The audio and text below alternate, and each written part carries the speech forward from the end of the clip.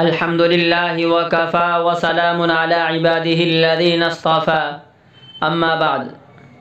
بزرگان محترم اور عزیز میرے دینی بھائیوں، رمضان کا مبارک مہینہ اللہ تعالیٰ کی رحمتوں کا موسم بہار ہے، اور اللہ تعالیٰ نے اس مہینے کو جو خصوصیات عطا فرمائی ہے اور اسے جن انوار و برکات سے نوازا ہے، ان کا ٹھیک شمار انسانوں کے لیے ممکن نہیں۔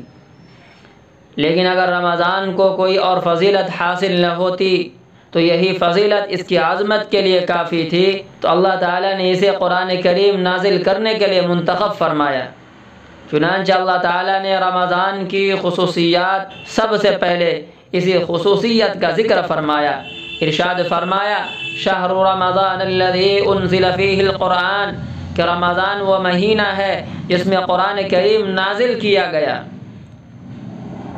نزول قرآن کے لیے رمضان کے مہینے میں بھی ایک ایسی رات کا انتخاب کیا گیا جسے اس مبارک مہینے کی روح کہا جاتا ہے، یعنی لیلۃ القدر۔ چنانچہ ارشاد فرمایا، انا انزلناہ فی لیلۃ القدر وما ادراک ما لیلۃ القدر لیلۃ القدر خیر من الف شہر، کہ بلا شبہ ہم نے یہ قرآن لیلۃ القدر میں نازل کیا ہے، اور تمہیں کیا معلوم کہ لیلۃ القدر کیا چیز ہے؟ لیلۃ القدر 1000 مہینے سے بہتر ہے۔ میرے بھائیوں، یوں تو قرآن کریم ہمیشہ سے لوح محفوظ میں موجود تھا، اور آپ علیہم الصلاۃ والسلام پر اس کا نزول ایک ہی مرتبہ نہیں ہوا، بلکہ 23 سال کی مدت میں ضرورت اور حالات کے مطابق اسے تھوڑا تھوڑا کر کے نازل کیا جاتا رہا۔ لیکن اللہ تعالیٰ نے قرآن کریم کو یہ خاص اعزاز عطا فرمایا کہ آپ علیہم الصلاۃ والسلام پر اس کا نزول شروع کرنے سے پہلے اسے ایک بارگی لوح محفوظ سے بیت معمور پر نازل فرمایا۔ میرے بھائیوں، بیت معمور عالم بالا میں فرشتوں کی ایک عبادت گاہ ہے، اور یہاں قرآن کریم کو نازل فرمانے کا مقصد یہ تھا کہ آج کے دن کلام الہی کا یہ تحفہ امت محمدیہ کو پہنچانے کے لیے لوح محفوظ سے بیت معمور میں فرشتوں کے حوالے کر دیا گیا، تاکہ وہ اللہ تعالیٰ کے حکم کے مطابق اس کے مختلف حصے حسب ضرورت آپ علیہم الصلاۃ والسلام تک پہنچاتے رہیں۔ اس طرح لوح محفوظ سے بیت معمور پر نازل کرنے کا یہ عظیم واقعہ رمضان کے مہینے اور لیلۃ القدر میں پیش آیا۔ میرے بھائیوں، اس کے بعد بیت معمور سے آپ علیہم الصلاۃ والسلام پر نزول قرآن کے آغاز کے لیے بھی اسی لیلۃ القدر کا انتخاب کیا گیا۔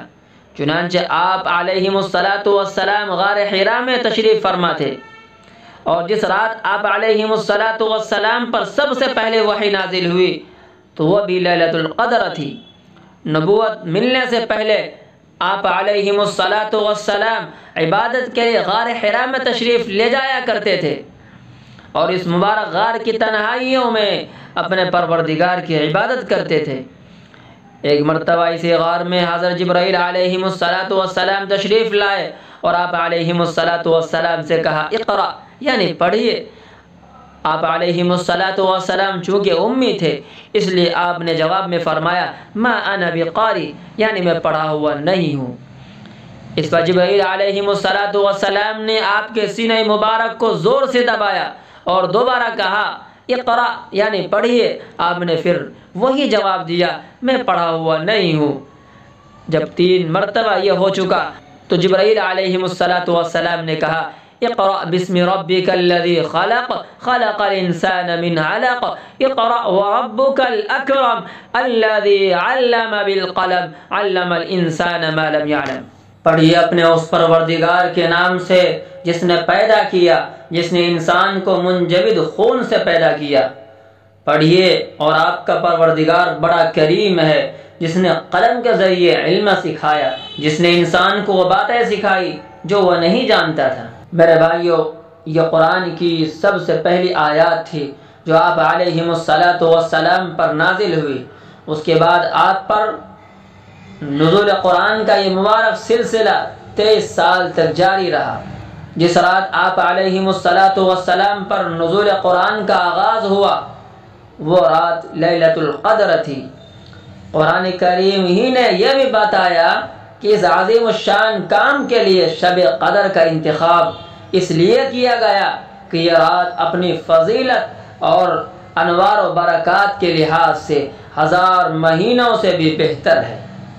تو میرے دوستو، اس لیے ہمیں چاہیے کہ ہم رمضان المبارک کی ایک ایک ساتھ ایک ایک سیکنڈ قدر کریں۔ اللہ تعالی ہمیں عمل کی توفیق عطا فرمائے۔